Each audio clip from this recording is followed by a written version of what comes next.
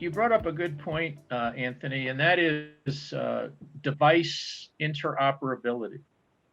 And this goes to any kind of device. It could be a EKG machine in the hospital. It could be anything, an anesthesia machine, you name it. And Eugene, I'm wondering whether you want to comment, because we've had some conversations with some folks that there's a colleague at Mass General whose purpose in life is to connect stuff. He's an anesthesiologist, and his purpose is to connect machines and make them interoperable, and somehow get that information to go through the process we just discussed. So Eugene, you have a background and an interest in this interoperability problem. Do you want to comment on that? Yes. So briefly, sort of on the theme and what Anthony was saying, and kind of your comments. Our job, specifically, what we do is, for lack of a better way, it may not sound glorious, but nobody pays attention to the plumbing. So, I mean, it's good to have a lot of folks talking about, opportunities in AI and intelligent decision support systems, which everybody's trying to drive towards, obviously, for better outcomes, for intelligent decision making, and so on and so forth. But as Anthony mentioned, and in one of our previous conversations, I would say warned us. He said, beware of what you're getting yourselves into, because of the fragmentation in the healthcare space is so significant. So nevertheless, we rolled up our sleeves, and what we see right now is we're talking to the different sides of the business, the decision making for, business analytics, typical enterprise decision making. And on the clinical side, folks trying to drive with the end solutions, sort of the interest towards the intelligence decision making, the artificial part of it. And without exception, they're faced with the situation of interoperability and making sure that they spend 70-80% of the time on their application, rather than trying to figure out where the data is coming from and how it is presented. So that part, I guess, Arlen, to your point, that part of the system remains to be sort of addressed. I mean, in U.S. is that specific large fragmented market. If you look at Israel, for example, that has 4 HMOs in general, and a fairly kind of solid singular health system, the issue is much less in that respect. So they may overcome these types of situations faster, for example, than in the US. So from a perspective of innovation, may be ahead in that respect from the system. Anyway, so quick comment. So Roger Austin wrote, fire brought our predecessors down from the tree and helped cook food and change that brain into a human brain. Will we need a fire equivalent? And it's kind of curious because, when he says fire, he means fire. But in this conversation, when we say fire, we mean fire, FHIR. So I'm wondering whether the data geeks, or maybe Anthony, so is fire the new fire?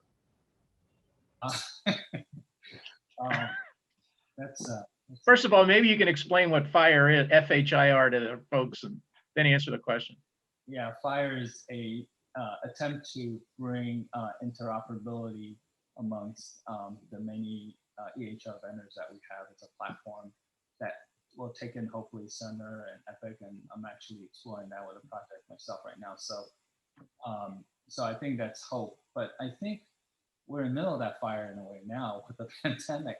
I think because I incorrectly had said, I was comparing the AI movement to the space program in the 60s and the excitement and the expectations.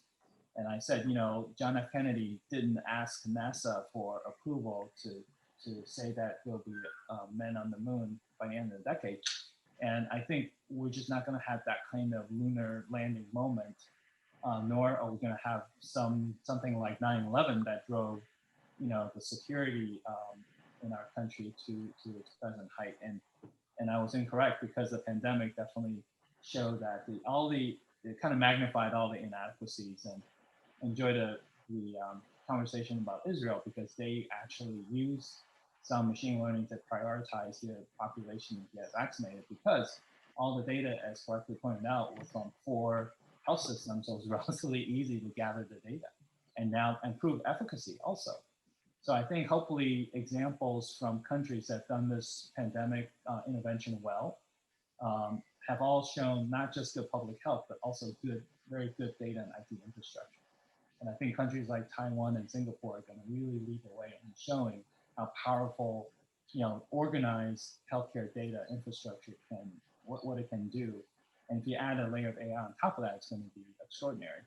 And I think we'll see that in our lifetime. At least in Arlen's and my lifetime, we'll see that. But it's not going to miraculously appear without all of us rolling up our sleeves and do the hard work either.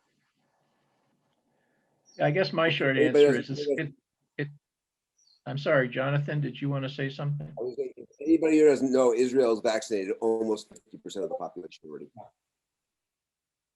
Yeah, they're very short time frame, which is even more challenging. So I guess what we're saying is the unfortunate reality is it'll take another crisis or a black swan to get us to the next level. And, that's kind of a John Cotter leading change kind of thing. The first step is create a sense of urgency. Don't waste the crisis, blah, blah, blah. But who knows what the next black swan's going to be, whether it's 9/11 or COVID or something else. So I want to change the conversation a little bit in the time remaining. Bill, maybe you can address this, or Eric. So given what we've said and given what you've described, what do entrepreneurs listening to this need to know about raising money in the present environment? What does the post-COVID fundraising environment look like, and what should they do? Well, I don't know if Eric has anything to add, but from, I guess, raising capital from our perspective, from a UBS perspective, it's we don't typically raise capital for startups, or typically when someone comes to us through our investment bank or through our lending partners, it's usually an entity that has some significant revenue in place.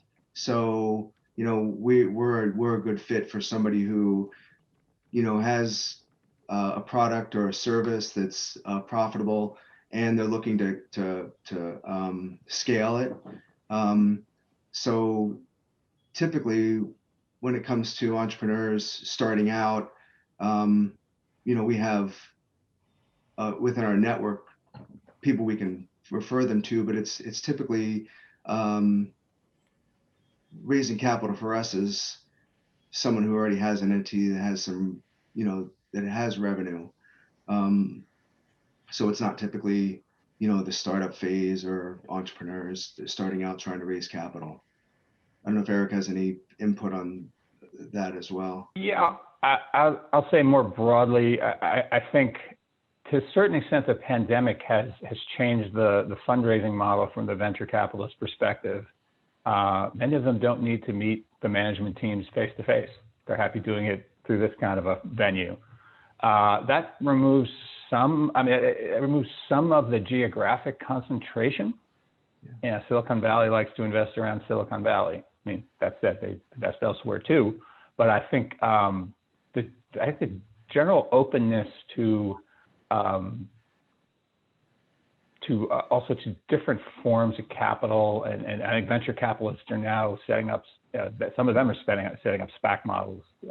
But I think that the balance, the tricky part is you've got an overwhelming amount of capital available coming from all kinds of different sources, traditional venture capital, or something as not new, but as sort of newly enlarged as the SPAC market, to private family offices So families, wealthy families who have considerable amount of capital that they manage themselves. And I had a conversation with with a UBS client family office who said they wanted to this was a few months ago, but said they just wanted to invest in telehealth and they were looking for telehealth plays.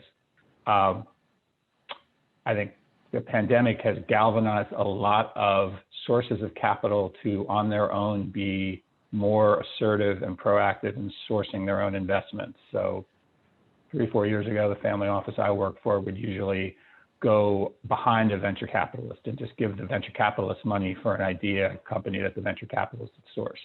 That had already started to change pre-pandemic, but I think is accelerated post-pandemic. So the balance is there's a lot of capital and a lot of capital sources looking earlier and earlier for earlier stage companies, in part because the ability for an early stage company to go public has moved up.